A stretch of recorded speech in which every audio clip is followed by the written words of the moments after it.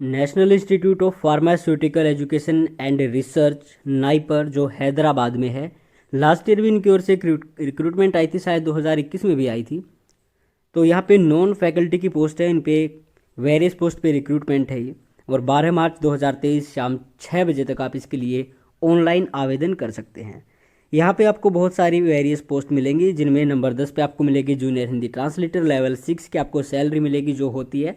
और एक ही वैकेंसी है जो यूआर की है, कोई भी बंदा इसके लिए अप्लाई कर सकता है। 35 मैक्सिमम एज लिमिट है, तो अगर आप किसी रिजर्व्ड कैटेगरी से हैं तो भी आपकी एज 35 से अधिक नहीं होनी चाहिए।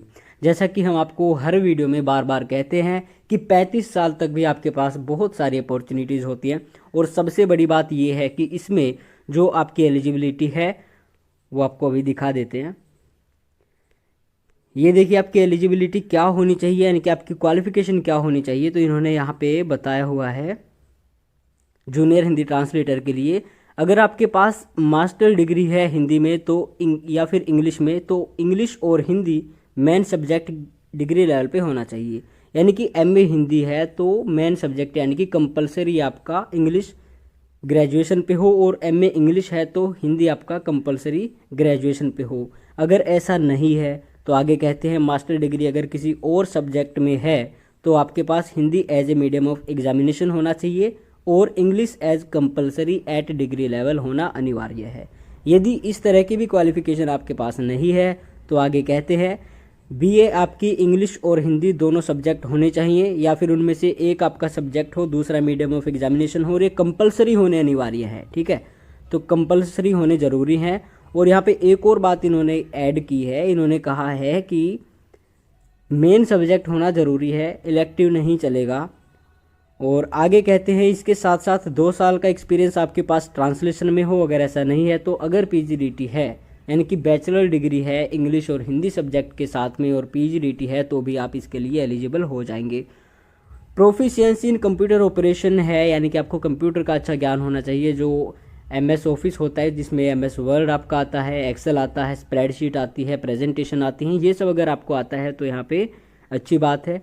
प्रोबेशन पीरियड जो है वो 2 साल का है, नॉर्मली 2 साल का ही होता है। आगे अगर आपको कोई भी क्वेरी है रजिस्ट्रेशन में या फिर कोई और दिक्कत आ रही है तो आप इनसे कांटेक्ट कर सकते हैं 10 बजे से शाम 5 बजे तक, या फिर इनको मेल भी कर सकते हैं।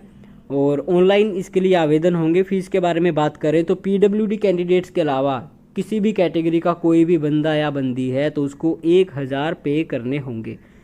आगे कहते हैं कॉल लेटर, टेस्ट या इंटरव्यू जो भी आपका होगा वो आपकी मेल पे आपको भेज दिए जाएंगे। तो मेल ऐसी डालना जो आपको एक्टिव, जिस पे आप रहते हो, जो आपकी मेल एक्टिव हो। बाकी और भी कुछ इंस्ट्रक्शंस है। अगर बात की जाए आपका एग्ज़ाम कहाँ होगा तो नाइपर हैदराबाद में ही होगा। ठीक है, इन्होंने कोई और सेंटर नहीं दिए हुए हैं।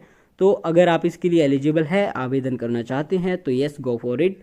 और क्या है ना कि अगर आपकी एज जो है एसएससी से जा चुकी है, यानी कि 30-33 साल अगर आपकी एज हो चुकी है तो ऐसी बहुत कम अपॉर्चुनिटीज़ आएंगी।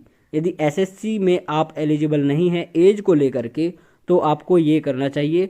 और बाकी इनका एग्ज़ाम कब होता है ये पता नहीं चलता है जल्दी सी, तो नोटिस आपको बता दिया है। एग्ज़ाम के बारे में अगर कोई डिटेल आएगी तो हम कम्युनिटी पोस्ट में कोई पोस्ट है वो जो डाल देंगे और वहाँ से आप देख सकते हैं।